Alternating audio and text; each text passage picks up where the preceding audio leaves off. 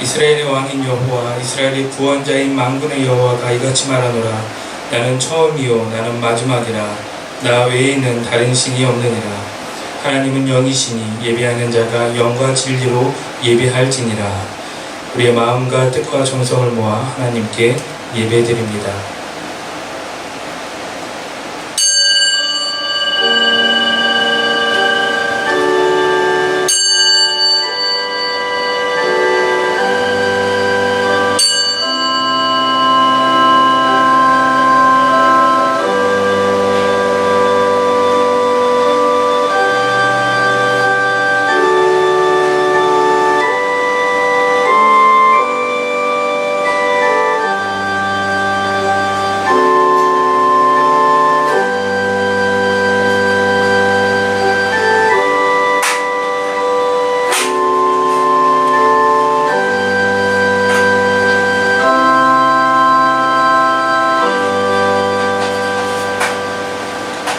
늘 우리와 함께 하시는 참 사랑의 하나님, 지난 한 주간도 변함없는 사랑으로 우리의 삶을 채우시고 인도해 주신 은혜에 감사와 찬양을 올려드립니다.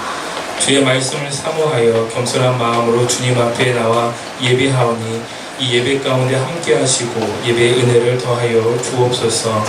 이 시간 빛되신 주님 앞으로 나아갈 때 우리의 삶에 드리워진 모든 절망의 그림자가 물러가게 하시며 우리 안에 감춰진 모든 연약함이 사라지게 하옵소서. 육신의 건강을 잃고 신음하는 자녀들을 치료하여 주시고 마음이 상한 사람과 죄악에 붙들린 사람들을 불쌍히 여기사 주님의 은혜로 회복시켜 주시옵소서. 예수님의 이름으로 기원하옵나이다. 아멘. 다같이 자리에 일어서서 찬양으로 경배드립니다.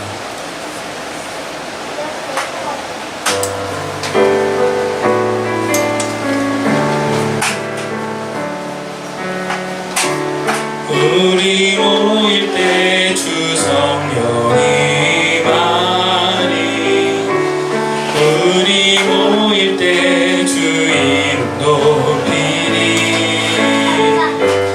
우리 마음 모아 주를 경배할 때 주님 축복하시리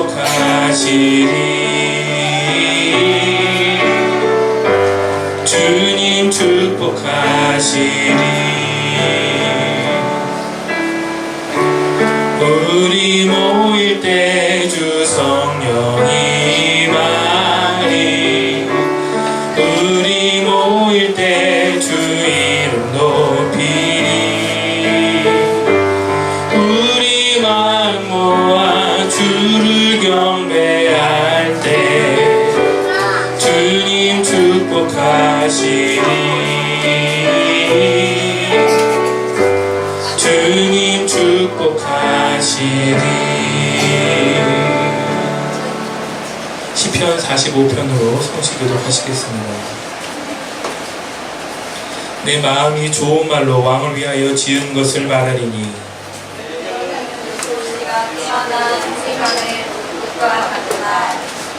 왕은 사람들보다 아름다워 은혜를 입술에 머금으니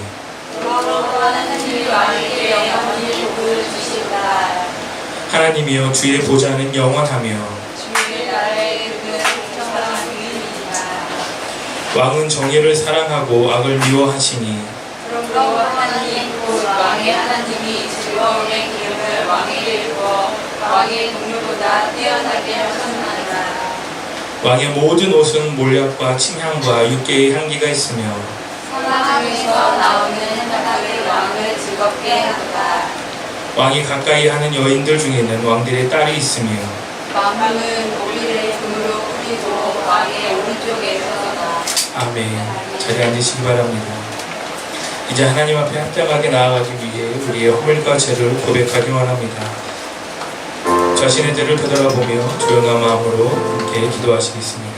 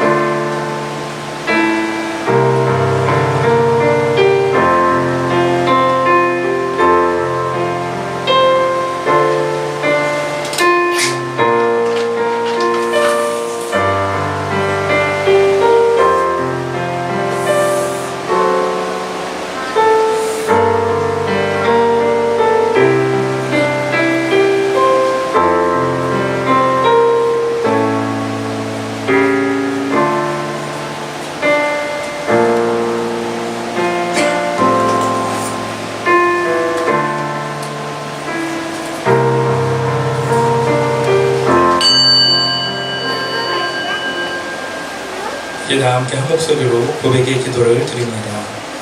사랑과 은혜가 충만하신 주님, 이 시간 자복하는 심령과 통회하는 마음으로 주님 앞에 간절히 회개합니다. 진리를 따라 살지 못하고 잘못된 판단을 하며 혈기를 부려 이웃에게 상처 주고 육체의 정욕을 채우고자 죄짓는 삶을 살았습니다. 이 시간 우리의 죄를 고백하오니 주님의 크신 은혜로 우리를 불쌍히 여기사 우리의 죄를 용서하여 주옵소서. 예수님의 이름으로 기도드립니다. 아멘.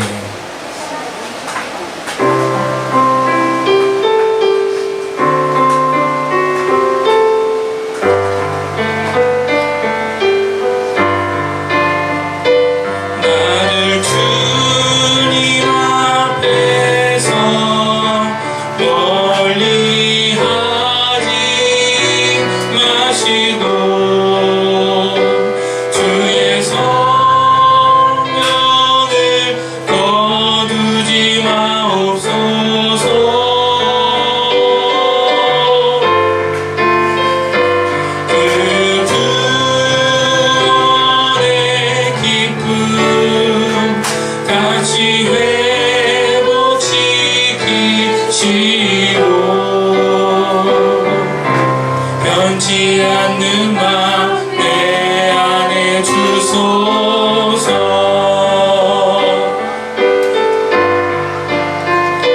나를 주님 앞에서 멀리 하지 마시고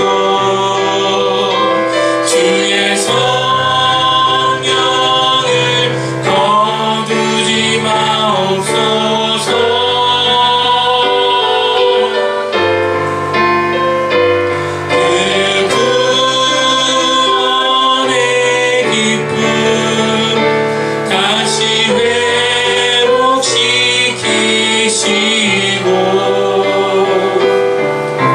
변치 않는 맘 내 안에 주소서.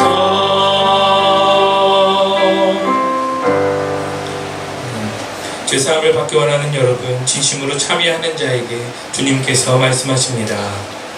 여호와는 긍휼이 많으시고 은혜로우시며 노하기를 더디하시며 인자하심이 풍부하시도다. 자주 경책하지 아니하시며 너를 영원히 품지 아니하시리로다. 아멘. 예수께서 그들의 믿음을 보시고 이르시되 이 사람아 내 제사함을 받았느니라 하시니. 아멘. 우리의 죄를 사하시고 우리를 용서하시는 주님의 은혜에 감사와 찬송을 드립니다. 아멘. 이제 다같이 사도신경으로 우리의 신앙을 고백합니다. 나는 전능하신 아버지 하나님 천지의 창조주를 믿습니다. 나는 그의 유일하신 아들 우리 주 예수 그리스도를 믿습니다. 그는 성령으로 잉태되어 동정녀 마리아에게서 나시고 본디오 빌라도에게 고난을 받아 십자가에 못 박혀 죽으시고 장사된 지 사흘 만에 죽은 자 가운데서 다시 살아나셨으며 하늘에 오르시어 전능하신 아버지 하나님 우편에 앉아 계시다가 거기로부터 살아있는 자와 죽은 자를 심판하러 오십니다. 나는 성령을 믿으며 거룩한 공교회와 성도의 교제와 죄를 용서받는 것과 몸의 부활과 영생을 믿습니다. 아멘. 다같이 찬송가 88장으로 하나님께 찬양드립니다.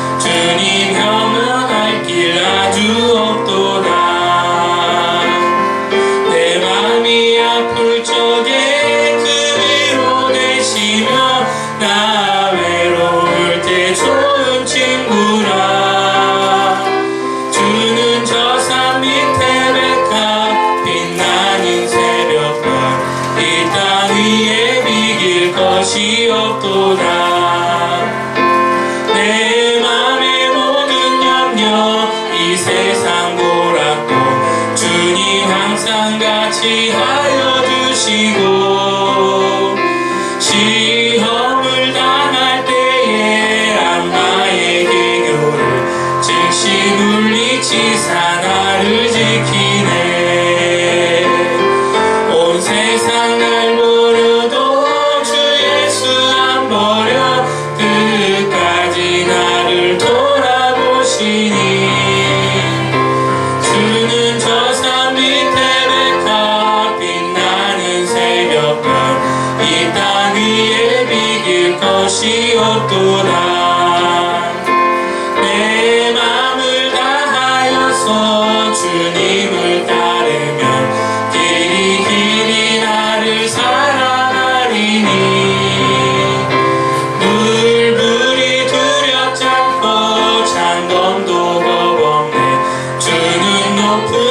영성 내 방패시라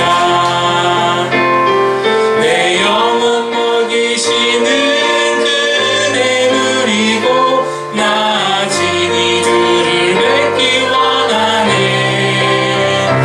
주는 저 산 밑에 백합 빛나는 새벽별 이 땅 위에 비길 것이 없도다 아멘.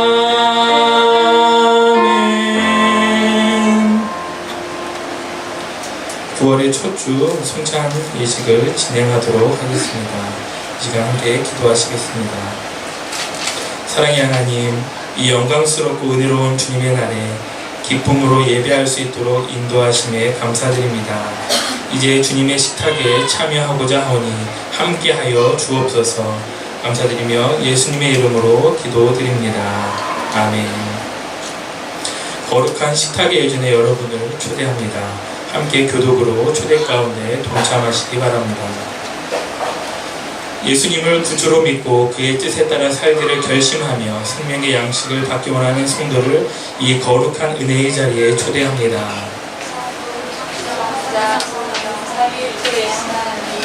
영원히 찬양과 영광을 받으옵소서. 주님께서 여러분과 함께 하시기를 기도합니다. 세상과 함께 하시기를 바랍니다. 여러분의 마음을 높이 드시기 바랍니다. 주님을 향해 우리의 마음을 이깁니다. 주님께 감사합시다. 이제는 주님의 영광이 마땅히 해야 할 일입니다. 성찬을 위한 기도문을 함께 나누겠습니다. 우리의 주님이 되시고 거룩하신 아버지가 되시며 전능하사 영생하시는 하나님께 언제 어디서나 주님께 감사함이 지극히 당연하고도 기쁜 일입니다. 그러므로 우리는 주님의 이름을 영원히 찬양합니다. 우리가 하나님의 자녀된 본분을 다하지 못하고 죄로 인하여 탄식하며 살아왔으나 하나님께서는 예수 그리스도를 보내주셔서 우리를 죄에서 구원하시고 위와 진리와 생명을 찾게 하셨습니다. 또한 저희를 그리스도 안에서 선택하시고 그리스도의 몸된 교회로 세워주셔서 하나님의 구원 역사를 선포하게 하심을 감사합니다. 또 우리 그리스도께서 성찬을 제정하사 우리가 떡과 포도주를 먹고 마실 때마다 주님의 임재를 가운데 하셨습니다. 그러하기에 이 땅 위에 온 백성과 하늘의 거룩한 성도 또한 천군 천사들과 함께 주님의 이름을 소리 높여 찬양합니다. 주님의 이름을 찬양합니다. 아멘.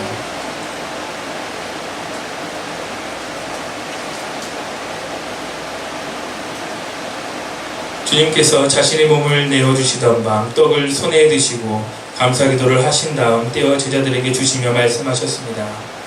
받아 먹으라. 이는 너희를 위해 내어주는 나의 몸이니 먹을 때마다 나를 기억하여라.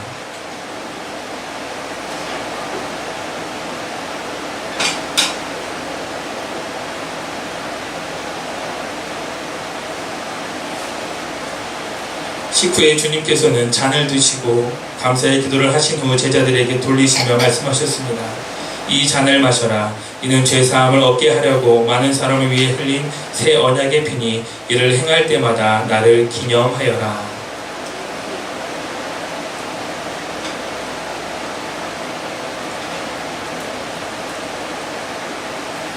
다같이 기도하겠습니다.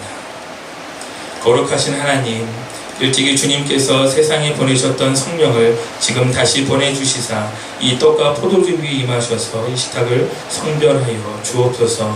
또한 성령께서 여기 모인 저희 위에 함께하사 이 떡과 포도주로 영원한 생명의 양식이 되게 하시며 이를 먹고 마심으로 그리스도의 새로운 몸을 입어 세상을 변화시키는 능력을 받게 하옵소서. 예수님의 이름으로 기도드립니다. 아멘.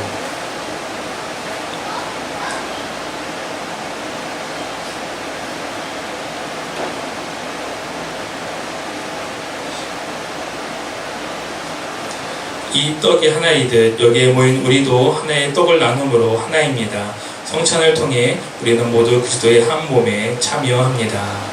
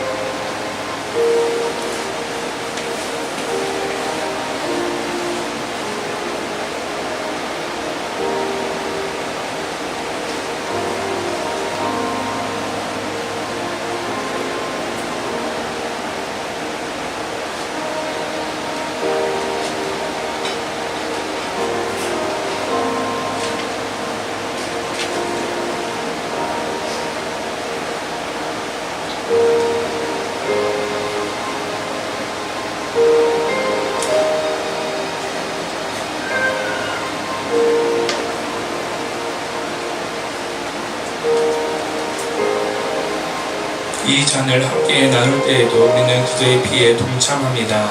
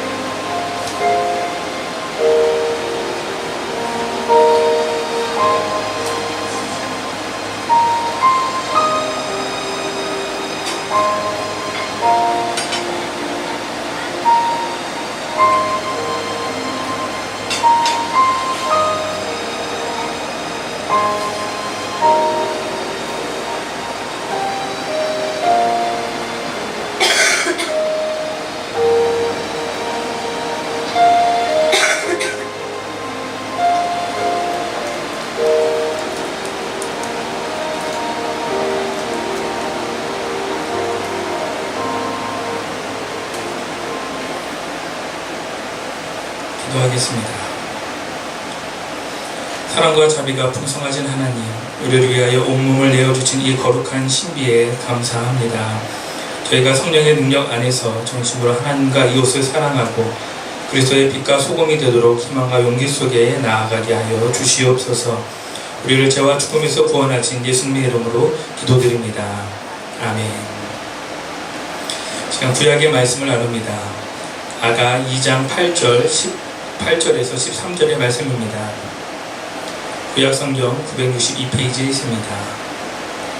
아가서 2장 8절로 13절의 말씀입니다. 내 사랑하는 자의 목소리로구나. 보라, 그가 산에서 달리고 작은 산에 빨리 넘어오는구나. 내 사랑하는 자는 노루와도 같고 어린 사슴과도 같아서 우리 각 뒤에 서서 참으로 들여다보며 창살 피부로 엿보는구나. 나의 사랑하는 자가 내게 말하여 이르기를 나의 사랑 내 어여쁜 자야 일어나서 함께 가자. 겨울도 지나고 비도 그쳤고 지면에는 꽃이 피고 새가 노래할 때가 이르렀는데 비둘기의 소리가 우리 땅에 들리는구나. 무화과 나무에는 푸른 열매가 있고 포도나무는 꽃을 피워 향기를 토하는구나. 나의 사랑 나의 어여쁜 자야 일어나서 함께 가자. 아멘. 예, 살아계신 하나님의 말씀입니다. 서신서의 말씀을 나눕니다. 야고보서 1장 17절로 27절의 말씀입니다. 신약성경 370페이지에 있습니다. 야고보서 1장 17절로 27절의 말씀입니다. 온갖 좋은 인사와 온전한 선물이 다 위로부터 빛들의 아버지께로부터 내려오나니 그는 변함도 없으시고 회전하는 그림자도 없으신다. 그가 그 피조물 중에 우리로 한 천 열매가 되게 하시려고 자기의 뜻을 따라 진리의 말씀으로 우리를 낳으셨느니라. 내 사랑하는 형제들아, 너희가 알지니 사람마다 듣기는 속히 하고 말하기는 더디하며 성내기도 더디하라. 사람이 성내는 것이 하나님의 은혜에 이르지 못하니라. 그러므로 모든 더러운 것과 넘치는 악을 내버리고 너희 영혼을 능히 구원할까 마음에 심어진 말씀을 온유함으로 받으라. 너희는 말씀을 행하는 자가 되고 듣기만 하여 자신을 속이는 자가 되지 말라. 누구든지 말씀을 듣고 행하지 아니하면 그는 거울로 자기의 생긴 얼굴을 보는 사람과 같아서 제 자신을 보고 봐서 그 모습이 어떠했는지를 곧 잊어버리거니와 자유롭게 하는 온전한 율법을 들여다보고 있는 자는 듣고 잊어버리는 자가 아니요 실천하는 자니 이 사람은 그 행하는 일에 복을 받으리라. 누구든지 스스로 경건하다 생각하며 자기 혀를 제갈 부리지 아니하고 자기 마음을 속이면 이 사람의 경건은 헛것이라. 하나님 아버지 앞에서 정결하고 더러움이 없는 경건은 그 고아와 과부를 그 환난 중에 돌보고 또 자기를 지켜 세속에 물들지 아니하는 그것입니다. 아멘. 이는 살아계신 하나님의 말씀입니다. 하나님을 찬양합니다.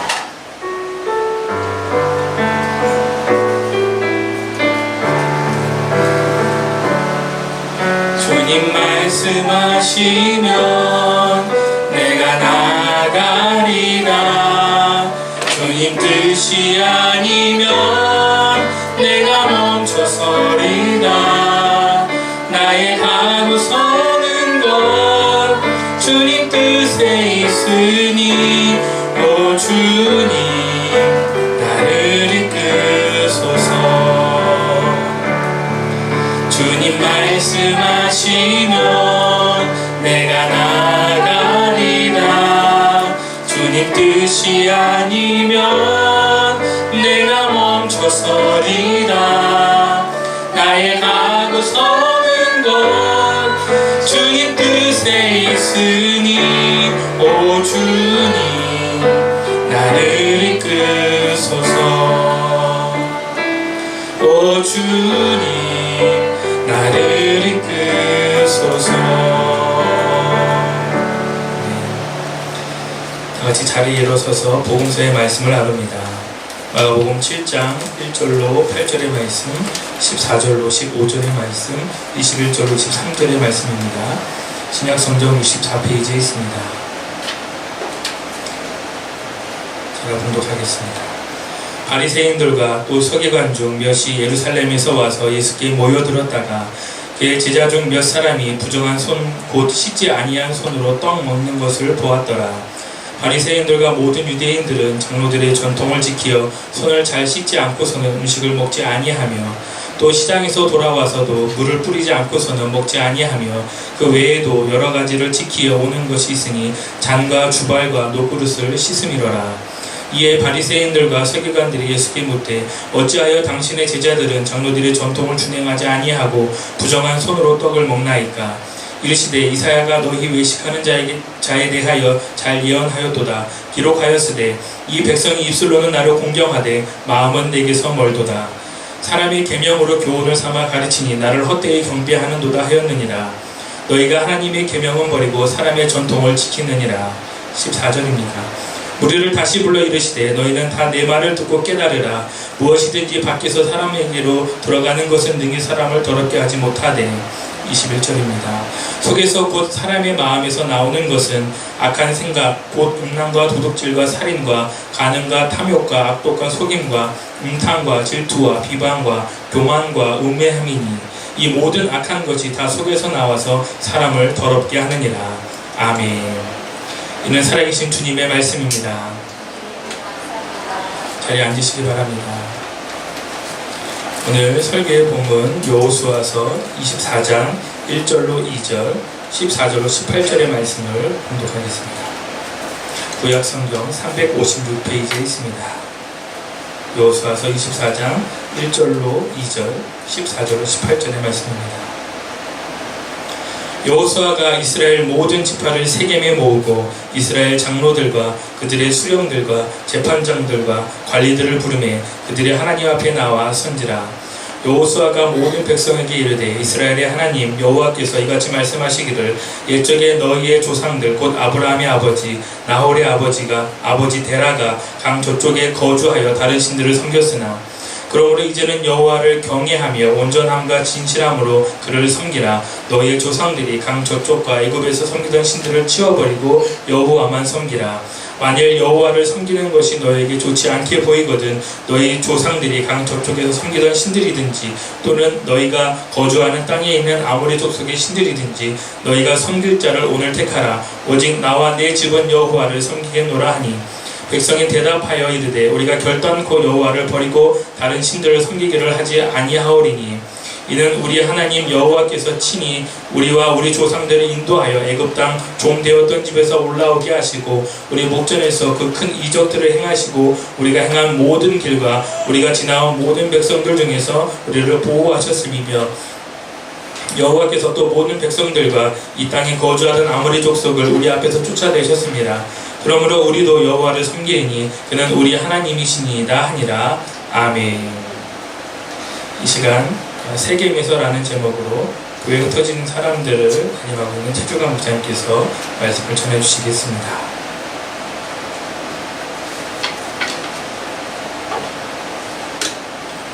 최신 장비들이 많이 있어서 어떻게 해야 되지? 소개받은 최주방이고요. 한국사님하고는 저희 학부 때도 대학원에서 함께 공부를 하면서 형 동생으로 믿어보거든요. 같이 이렇게 꽤 오랜 시간을 같이 함께 하면서 형 동생으로 참 좋은 관계를 맺고 있었습니다.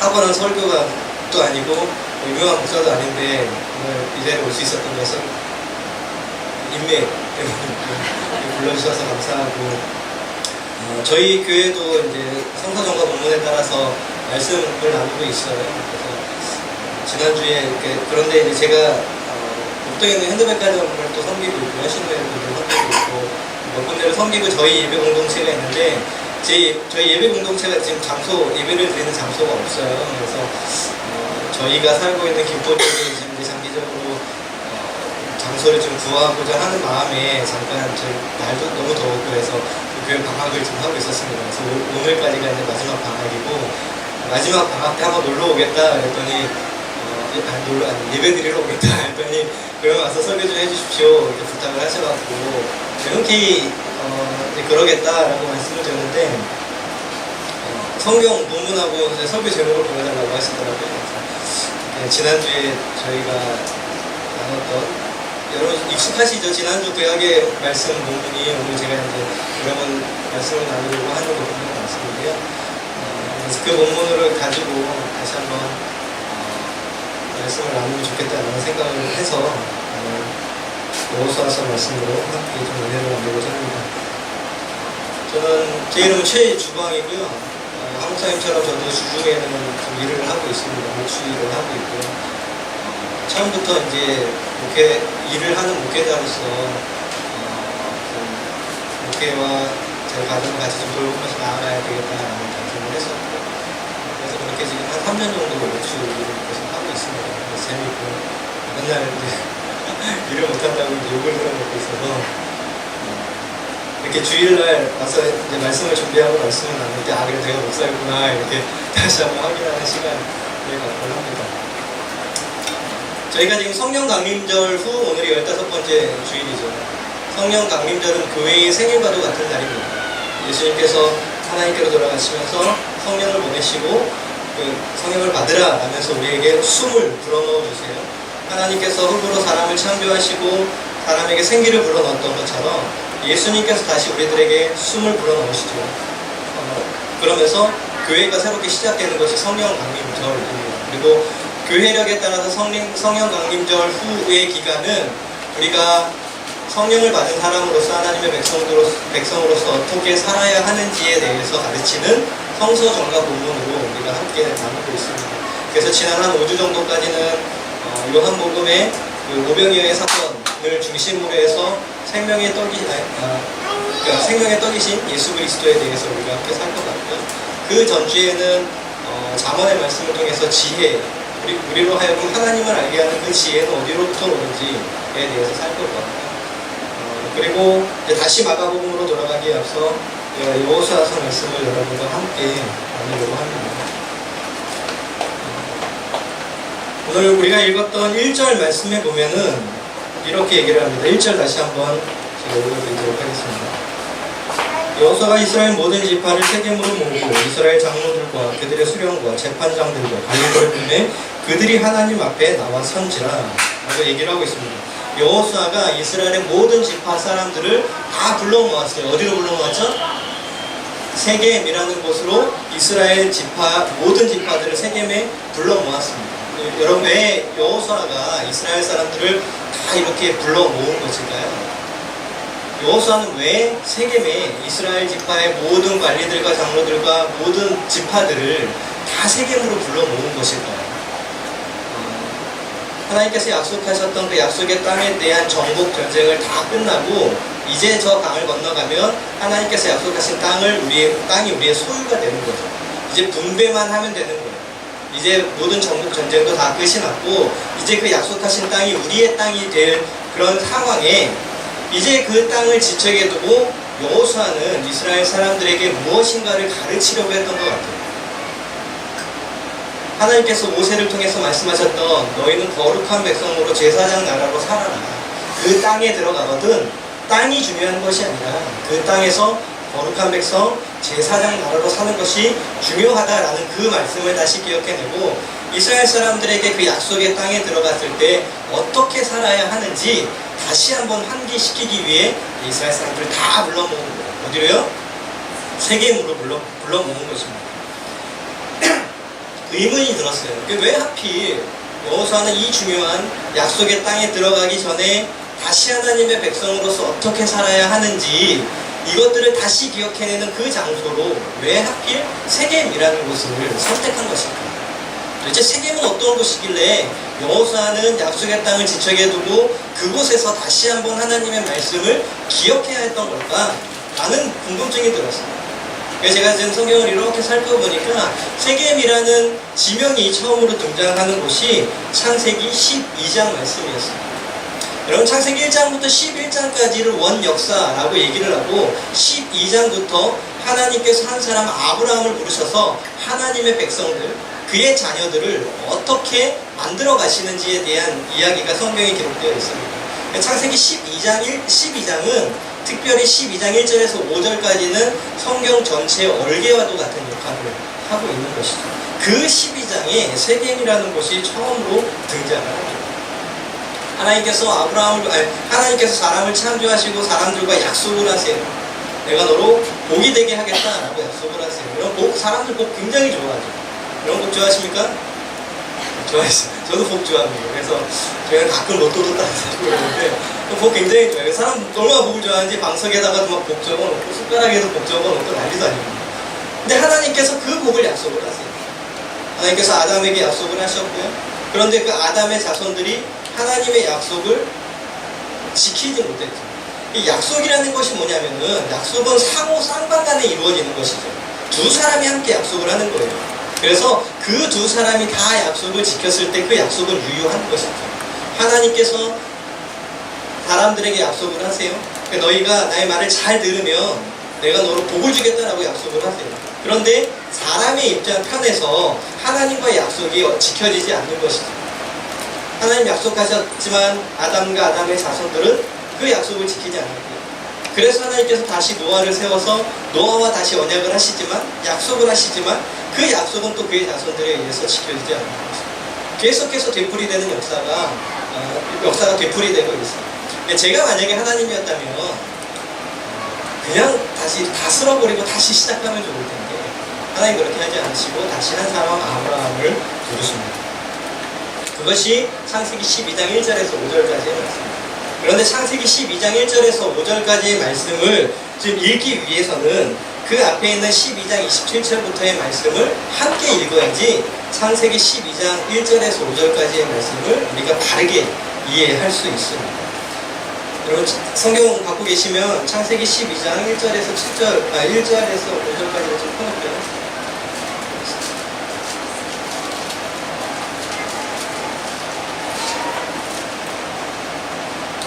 11장 27절 말씀을 좀 보도록 하겠습니다. 11장 27절에서 32절까지의 말씀입니다. 11장 27절에서 32절까지의 말씀은 데라의 족보에 대한 이야기가 나옵니다.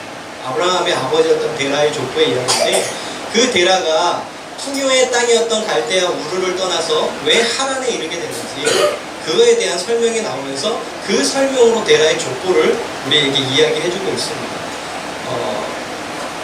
11장 27절에서 32절은 처음에 시작할 때 데라로 시작을 해서 끝이 날 때도 데라로 끝이 납니다.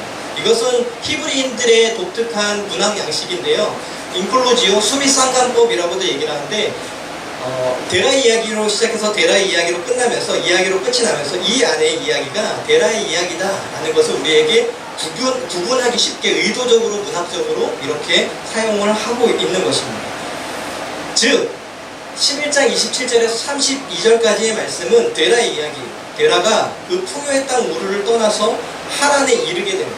왜 데라는 풍요의 땅을 떠나게 된 것인지에 대한 힌트가 여기에 담겨져 있다는 것이죠. 여러분 그 11장 27절에서 32절까지를 자세히 이렇게 들여다보면요, 하란이, 데라의 아들이었던 하란이 아이를 낳을 때 어미의 이름이 등장하지가 않아요. 엄마의 이름이 없어요. 원치 않은 임신이었는지 아니면 사생아였는지 이유는 알 수 없지만 어찌되었던 간에 하란은 홀로 아들을 키워야 하는 호레비가 된 것입니다. 심지어 그 하란이 아들만을 남긴 채 아버지 데라보다 먼저 죽음을 맞이하게 됩니다. 여러분 자식을 가슴에 품은 그 부모의 마음이 어떨까요? 좀 감히 상상이 안 되는 것 같아요. 제가 예전에 섬기던 한 교회에서 한 150명 정도 이렇게 모이던 교회였는데 거기에 제가 유초등부를 담당을 하고 있었어요. 근데 유초등부가 아이들이 한 120명 정도 됐어요. 교사들이 한 10명이 넘었었고요. 굉장히 자부심을 갖고 있었어요. 아, 우리는 유초등부 교사야. 제가 이렇게 갔는데 가서 이제 몇 개월을 이렇게 섬기다 보니까 그 안에 그 선생님들 사이에 알지 못, 이제 눈에 보이지 않는 그런 미묘한 어떤 신경전과 되게 그 관계의 어려움들이 이렇게 보이기 시작을 했습니다. 그래서 제가 이렇게 선생님들을 불러놓고 QQ라는 걸 하기로 했어요. 퀘이커 퀘스천이라고 해서 퀘이커라는 그 공동체에서 그 공동체의 일원이 되기 위해서 내가 어떠한 사람인지를 소개하는데 그거를 5가지의 질문에 대해서 대답을 하면서 자기가 어떤 사람인지를 소개하는 게 QQ거든요. 그거를 하는 거였어요. 그 질문 중에는 그런 것들이 있습니다. 내가 지금까지 살아오면서 가장 따뜻했던 기억과 가장 추웠던 기억을 이야기를 하는 거예요. 근데 그 중에 한 권사님이 1년 365일 정말 교회를 겸손하게 잘 섬기세요. 앞장서서 일도 열심히 하시고요. 자기 차로 아이들을 다 픽업해서 교회로 내려오시고요. 정말 훌륭하신 분이었어요. 근데 그분이 6월달만 되면은 좀 교회도 늦고 빠지고 전화도 안 받으시고 막 서로를 막 어렵게 하는 거예요. 그러니까 본인이 맡은 일들이 있는데 그거에 대해서 무책임하게 놔버리고 그러다 보니까 다른 분들이 어려움이 겪게 되는 이런 일들이 반복이 되는 거였어요. 근데 그분의 이야기를 듣게 됐어요. 장로님 부부였는데 장로님과 여자 권사님이었는데 여기 스라의 자녀가 3명 왔어요. 형제들이 내가 정말 아버지도 그 딸들과 친구처럼 지내고요. 정말 사이가 좋아요. 예, 정말 이렇게 5명이 같이 이렇게 교회 오는 모습들을 보면 정말 부러웠어요. 근데 나중에 이제 그 키워나면서 이야기를 들어보니까 이분에게는 딸이 하나가 더 있었어요. 첫째 딸아이가 있었는데 딸아이가 죽을 거예요. 6월달에 죽을 거예요. 6월달만 되면 아이가 생각이 나서 일상적인 생활을 거의 하지 못해요. 저는 잘 모르겠어요. 그러니까 그 자식을 잃은 부모의 심정이 어떠한 것인지는 알 수 없는데 그분의 행동과 모습들을 보면서 이거는 진짜 사람이 어떤 의지적으로 나의 어떠함으로 그것들을 감당해낼 수 있는 그런 것들이 아니구나 라는 생각을 하게 되었던 것이죠. 데라도 아마 그런 마음이었을 거예요. 아들이 홀로 자식을 손주를 키우다가 그 손주만 남겨두고 자기보다 먼저 세상을 떠난 거죠. 아마도 같은 일들을 반복하기 싫어서였는지 데라는 아브람과 나홀을 합동 결혼식을 시킵니다. 그러니까 11장의 그 27절부터 30절을 보면요, 합동 결혼식을 시켜요. 이제쯤 그런 아픔들이 다 가시는 것 같아요. 자녀들이 다시 가정을 이루고 좀 이제 행복해지는 것 같아요. 그런데 문제가 여기서 그치지 않았어요. 불행이 여기서 그치지 않고 둘 중에 결혼했던 둘 중에 한 아들이 아이를 낳지 못하는 그런 불행이 계속 이어지고 있었던 것입니다. 결국에 데라가 큰 결정을 해요. 마음에 큰 결심을 먹습니다. 그건 뭐냐면 그 갈대아 우르를 떠나기로 하는 거예요. 그건 지긋지긋했을 거예요. 아들이 홀로 아이를 키우다가 자기 먼저 죽고 두 아들이 결혼을 시켰는데 한 아들이 아이를 낳지 못해서 이런 지속적인 반복적인 불행이 계속해서 이어지고 있었기 때문에 아무리 그곳이 풍요의 땅이라 하더라도 그 땅이 지긋지긋했을 거예요. 그래서 데라와 자신의 식솔들을 다 거느리고 이 풍요의 땅 우르를 떠나기로 결정합니다. 그래서 이르게 된 곳이 하란이고 성경은 데라가 하란에 이르러 거기에 거류하게 되었다라고 얘기합니다. 거류했다라는 것은 뭐냐면 그 지방에 일원으로서 인정받았다는 것이 아니죠. 나그네와 같은 삶을 살았다는 것입니다. 그리고 이어지는 말씀이 이제 12장 1절에서 5절까지의 말씀인데요. 지금 비슷한 떠나는 이야기가 나와요. 아브라함이 본토 친척 아비의 집을 떠나서 하나님께서 약속하신 그 땅으로 떠나는 이야기가 또 나와요. 앞에처럼 아버지의 떠나는 데라의 떠나는 이야기와 좀 비슷한 떠나는 이야기 같지만, 하지만 자세히 살펴보면 데라의 떠나는 이야기와 아브라함의 떠나는 이야기는 굉장히 전혀 다른 이야기임을 알 수가 있습니다. 데라는 자신의 상황과 환경과 문제 때문에 스스로 떠나기를 결정한 반면에 아브라함은 왜 떠나게 된 것이죠? 하나님의 명령에 순종해서 떠나게 되는 것입니다. 하나님께서 고향과 친척과 아버지의 집을 떠나라 그리고 너의 지연을 끊어버리고 혈연을 끊어버리고 그런 것들로부터 어떠한 자신의 도움을 받을 수 있는 모든 환경으로부터 배제하는 삶으로 나아가라. 누군가의 도움이 없이는 살아갈 수 없는 그런 존재가 되어라라는 명령이에요. 여러분 당시에 그렇게 다른 곳으로 이주를 해서 살아간다는 것이 여러분 쉬운 일이었을까요? 우리도 보통 결혼을 하면은 자신이 맨 처음에 신접살림을 차린 것에서 10km 이상을 벗어나지 못한다라고 얘기를 해요. 저희가 처음에 결혼해서 양평에서 살았는데요. 양평에서 김포로 아무도 알지 못하는 이곳으로 올 때 정말로 많은 어려움들이 있었어요. 처음에 와서도 지금까지도 2년이 지났는데요. 그것은 여전히 저희에게 굉장히 이방과도 같은 곳이었고 저희는 그곳에서 이방인으로 살아가고 있습니다. 하나님께서 하나님의 사람 아브라함을 부르시고 처음으로 하시는 명령이 뭐냐면 나그네가 되라라는 거였어요. 누군가의 도움이 없이는 살아갈 수 없는 그런 존재가 되라라고 하나님은 명령하시는 거예요. 여러분 이게 왜 중요할까요? 하나님의 백성의 시작이 나그네의 삶을 경험하는 것이었어요. 여러분 왜 그럴까요? 이 당시의 나그네는 누군가의 도움이 없이는 살 수가 없는 존재들이에요. 누군가가 그들을 환대하거나 도움을 주지 않으면 살아갈 수가 없어요. 아브라함은 그 삶을 직접 경험해 보는 것입니다. 자기가 아브라함이 나그네가 되어보았어요. 여러분 아브라함이 본토 친척 아비의 집을 떠나라라는 하나님의 명령에 쉽게 순종할 수 있었을까요? 아니요. 데라의 삶을 통해서 나그네로 살아가는 것이, 거류민으로 살아가는 것이 얼마나 어려운 일인지 아브라함은 직접 경험해 보아서 알았단 말이에요. 그럼에도 불구하고 하나님의 말씀에 순종해서 떠난 것이 바로 아브라함이었고, 그래서 우리는 그를 믿음의 조상이라고 얘기를 합니다. 왜 하나님은 하나님의 백성의 시작을, 출발점을 나그네가 되는 것, 여기서부터 시작을 하신 것입니다.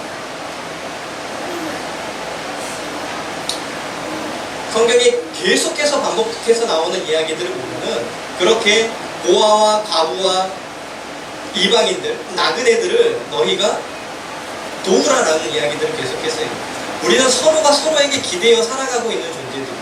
내가 나 혼자 잘나서 사는 것 같지만 결국엔 사람들은 모두가 모두에 기대어 살고 있는 존재들인 것이죠. 그런데 나만 아니면 돼 라면서 다른 사람을 배제하거나 소외시키거나 착취하거나 짓밟고 올라서는 삶, 거기서부터 돌이키는 것이 하나님의 백성의 시작이다라는 것이죠. 어쨌든 아브라함은 하나님의 명령에 본토와 친척과 아버지의 집을 떠나라, 나그네가 되어라 라는 그 하나님의 명령에 그 삶이 어떠한 것인지 알았지만 그 하나님의 말씀에 순종하기로 결정을 합니다. 그렇게 해서 하나님의 말씀에 순종해서 떠났고, 그렇게 해서 그렇게 해서 도착한 곳이 어디일까요? 세겜 12장 10절 말씀입니다. 6절 말씀입니다. 아브라함이 그 땅을 지나 세겜 땅 모래 상수리 나무에 이르니 그때에 가나안 사람이 그 땅에 거주하였더라. 가나안 사람들이 살고 있는 상수리 나무 아래 세겜 땅에 도착을 하는 거예요. 여러분 하나님의 명령에 순종했어요. 내가 너로 복이 되겠다 하고 하나님께서 약속하셨어요. 그 약속을 믿고 떠났어요. 그렇게 도착한 곳이 어디예요? 세겜이에요. 여러분 그러면 하나님의 명령에 순종을 해서 떠났다면 하나님께서 책임져 주셔야 되는 거 아닌가요?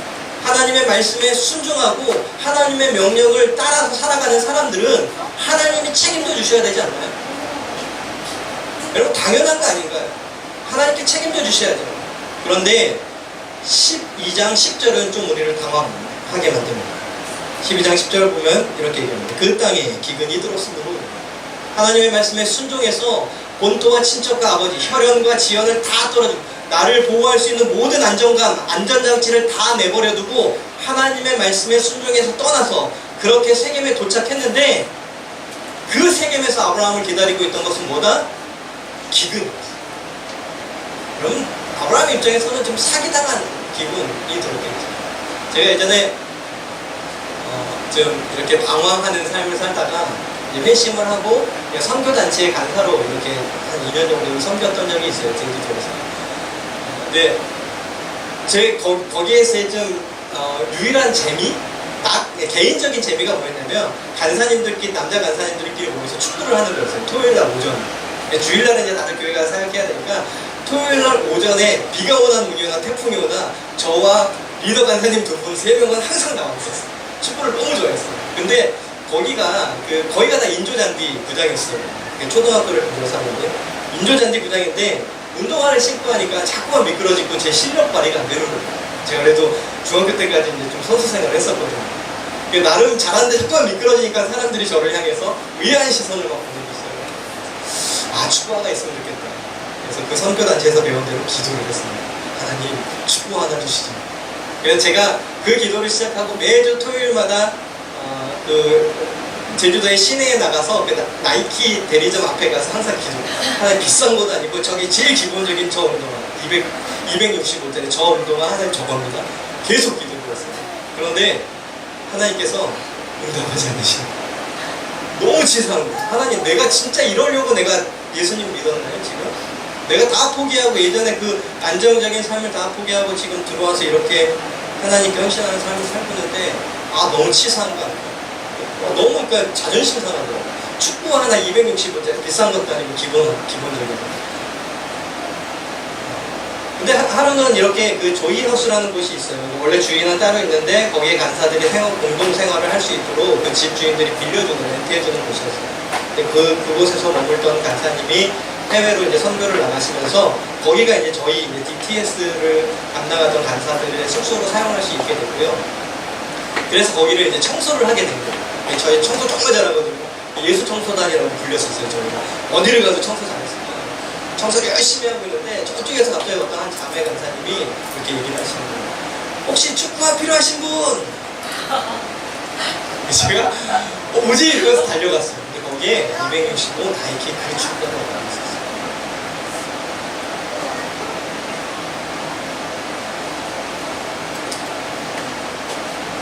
여러분, 그럴 때가 있지 않나요? 내가 하나님의 말씀에 순종해서 떠나는데 내가 기대했던 것과 전혀 다른 결과가 나에게 주어질 때 우리는 하나님을 의심하고 하나님의 약속 자체에 우리가 이 약속을 지켜야 되나 말아야 되나 흔들릴 때가 굉장히 많이 있습니다.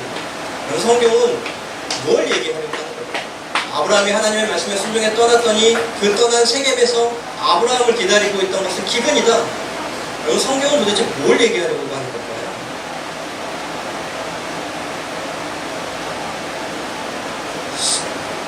순종의 결과가 아니라 순종 자체가 의미가 있다는 것입니다. 어떤 결과를 바라고 순종을 하는 것이 아니라 하나님께서 우리에게 요구하시는 것은 순종 그 자체다. 왜냐하면 그 약속하신 이가 하나님이시기 때문에. 여러분, 창세기 15장 볼게요. 여러분, 우리는 어떤 내가 원하는 결과가 주어지지 않을 때 우리는 하나님을 의심합니다. 내가 너를 복이 되겠다 하는 그런 거에 대해서 의심을 해요. 그래서 아브라함이 이렇게 얘기를 해요. 15장 2절에 아브라함이 이르되 주 여호와여 무엇을 내게 주시려 하나이까? 나는 자식이 없사오니 나의 상속자는 이 다메섹 사람 엘리에셀이니이다 라고 얘기를 하고요. 계속해서 이렇게 얘기를 합니다. 하나님께서 나한테 약속을 하셨는데 나에게 복을 주시겠다라고 약속하셨는데 내가 무엇을 보고 그걸 믿습니까? 라고 물어보는 거예요. 15장 장면이. 그러자 하나님께서 말씀하시죠. 8절에 그렇게 얘기하죠. 그가 이르되 주 여호와여 내가 이 땅을 소유로 받을 것을 무엇으로 알리까? 그러자 9절에 여호와께서 그에게 이르시되 나를 위하여 3년 된 암소와 3년 된 암염소와 3년 된 숫양과 산 비둘기와 집비둘기 새끼를 가져올지니라. 아브라함이 그 모든 것을 가져다가 그 중간을 쪼개고 쪼갠 것을 마주 대어 놓고 그 새는 쪼개지 아니하였으며 솔개가 그 사체 위에 내릴 때에는 아브라함이 쫓았다. 여러분, 이게 뭐냐면 근동지방에서 사람과 사람이 약속을 할 때는요, 짐승을 가져다가 재물을 가져다가 그 재물을 반으로 쪼개요. 쪼갠 다음에 다 창살이나 작살 같은데 이렇게 그 고기들을 꽂아놓고 그것들로 길을 만드는 거죠. 그리고 그 약속의 당사자 둘이 서로 손을 잡고 그 사체 고기, 쪼갠 고기 사이를 지나갑니다. 그러면 이것이 약속이 성립이 되는 거예요. 만약에 내가 이 약속을 지키지 않으면 내 몸이 이 고기처럼 둘로 쪼개져도 좋다라는 맹세의 약속이었던 거예요. 이 당시 약속하는 방법이 창세기 15장에 나옵니다. 그런데 17절에 이렇게 기록되어 있습니다. 해가 져서 어두울 때에 연기 나는 화로가 보이며 타는 횃불이 쪼갠 고기 사이로 지나가라. 타는 횃불이 쪼갠 고기 사이로 지나가라. 하나님께서 아브라함과 약속을 하시는데 하나님께서 홀로 그 사이를 지나가면서 내가 너희에게 한 약속은 내가 반드시 지킨다는 거예요. 인간이 너희의 편에서 그 약속을 어긴다 할지라도 내가 이 약속을 반드시 성취할 것이다 라는 것이 하나님의 오늘 창세기 15장을 통해서 하나님께서 오늘 우리에게 하시는 말씀입니다. 그러니까 이 하나님이시기 때문에 내 몸이 둘로 쪼개져도 좋다. 내가 너희에게 한 약속이 지켜지지 않는다면 내 몸이 둘로 쪼개져도 좋다라고 말씀하시는 이가 죄송합니다. 하나님이시기 때문에 그 하나님의 말씀에 순종해서 얻게 된 어떤 결과가 아니라 그 하나님, 신실하신 하나님을 신뢰하고 믿고 순종하는 것 그 자체가 의미가 있다라는 것을 창세기를 통해서 우리는 보게 되는 것입니다. 하나님의 말씀에 순종해서 떠났더니 아브라함을 기다리는 것은 기근이었던데 그곳 바로 그 세겜에 오늘 온 이스라엘이 다시 앞에 하나님 앞에 서는 것을 보게 됩니다. 세겜은 어떤 곳이에요? 하나님의 구원을 시작하는 곳이에요. 하나님과 하나님의 백성 사이에 약속이 시작되는 곳입니다. 여러분 여호수아가 24장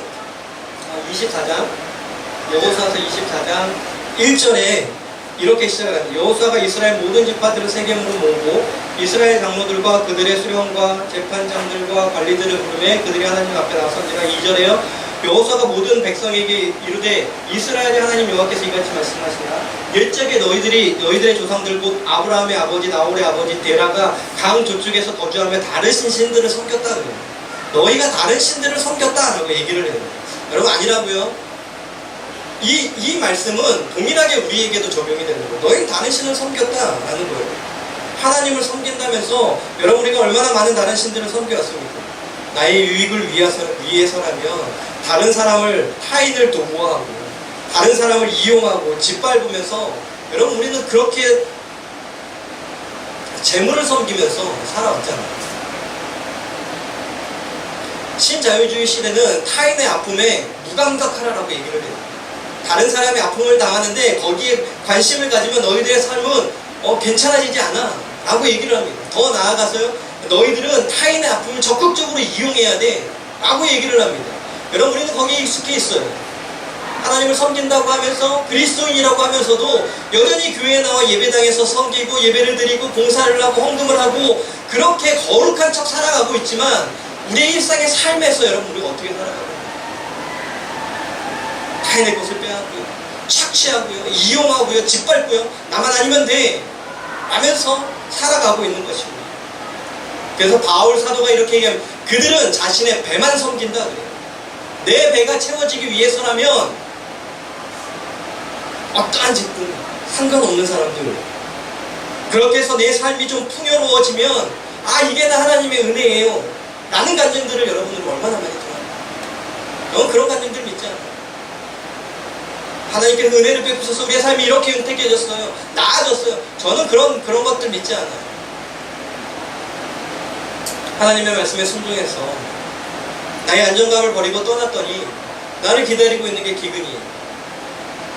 그런데요, 그럼에도 불구하고 그리 아니하실지라도 하나님의 말씀에 순종하기로 결정하는 그런 아브라함의 그런 결단과 같은 그런 간증이 듣고 싶은 것이죠. 그럼 이스라엘 사람들이 어땠는지 아세요? 성전에서 하나님을 섬긴다고 하면서 그 옆에 다른 우상들을 세워놨었어요. 항상 세워놨었어요. 하나님께서 들어주시지 않는 나의 요구, 내가 바라는 것들, 그것들을 자신의 힘으로 어떻게 해서든지 얻어내기 위해서 하나님의 성전에 다른 신들의 그 우상을 함께 섬겨왔던 것입니다. 여러분 우리의 모습과 다르다고요? 하나님 섬긴다고 하면서 우리 안에 얼마나 많은 다른 신들이, 하나님보다 높아진 그 얼마나 많은 다른 신들이, 하나님이 주시지 않는 것들을 얻어내기 위해서 우리는 동일하게 풍요의 신 바알과 아세라를 세우고 있는 것입니다. 여러분, 사람들이 오해하잖아요. 우리를 보면서 하나님 돈 좋아하네, 성전 교회 예배당 져주면 좋아하네, 너희들 보니까 돈 좋아하잖아 하나님.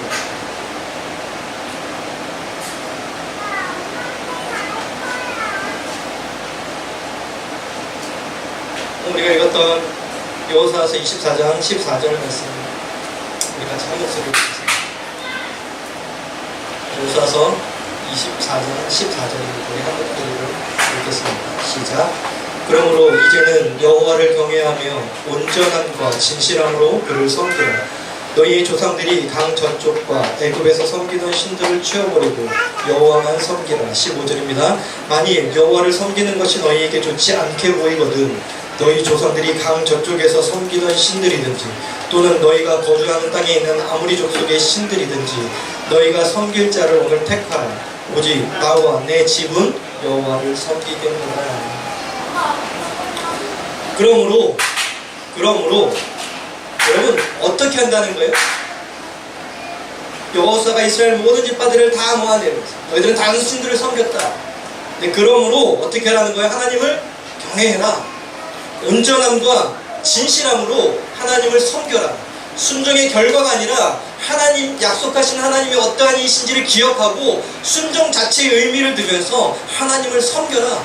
그 삶을 시작하는 곳이 어디예요? 그 삶을 살아가기로 결정하는 곳이 어디예요? 세겜이라는 것입니다.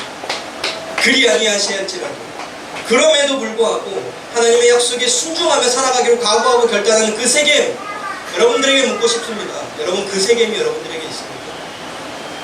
내 삶이 내가 하나님께 순종하고 하나님의 말씀의 뜻을 쫓아 살았는데 나에게 주어지는 것이 내가 기대했던 삶이 아니라 할지라도, 하나님을 내가 믿고 섬기는데 예수를 주라고 고백하는데 내 삶은 더욱더 피폐해지고 사람들로부터 손가락질을 당하고 도저히 희망이 없고 사람을 둘러봐도 하나님 계시지 않는 것 같이 여러분들은 느껴지는 그런 상황 속에서도 여러분, 그럼에도 불구하고 주님, 그리 아니하시할지라도 주님, 나와 내 집은 여호와 하나님만 섬기겠습니다 하고 각오하고 결단했던 그 세겜이 여러분에게 있으십니다. 여러분, 익숙함의 자리를 떠나 순종의 자리로 나아갑니다. 그렇게 하나님 앞에 바로 서는 한 사람을 여러분 지금 주님 찾고 계십니다.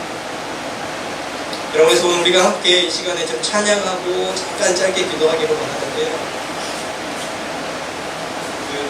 여호와께 돌아가라고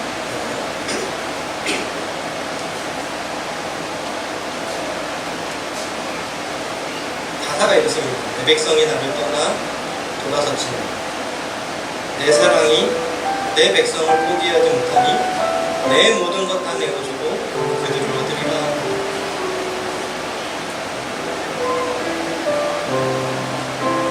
여러분, 이 자리가 지금 이곳이 우리의 세겜이 되었으면 좋겠습니다. 사람을 둘러봐도 하나님 계시지 않는 것 같고 도움의 손길이 없는 것 같고 시편의 기자처럼 나의 도움이 어디서 올고 산을 쳐다보지만 그것에서 도움이 오지 않는다. 정말 하나님은 있어? 난 내 삶 가지고 장난치는 거 아니야? 라고 의심이 들고 포기하고 다 놔버리고 싶습니다. 여러분, 그럼에도 불구하고 여러분은 하나님의 말씀 앞에 서게 하는 그 세겜의 경험이 여러분 우리들에게 있기를 간절했습니다. 흔들리지 않는 그 믿음이 여러분에게 있기를 있습니다. 그래서 우리 이 찬양 함께 부르면서 함께 기도하고 우리의 고백이 되었으면 좋겠습니다.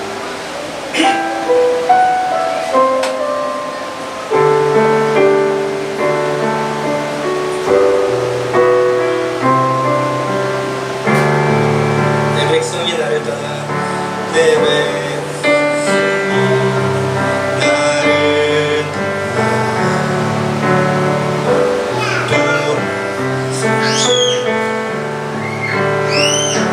사랑이 내 백성을 회사 내 백성 포기 못하니 내 모든 건 내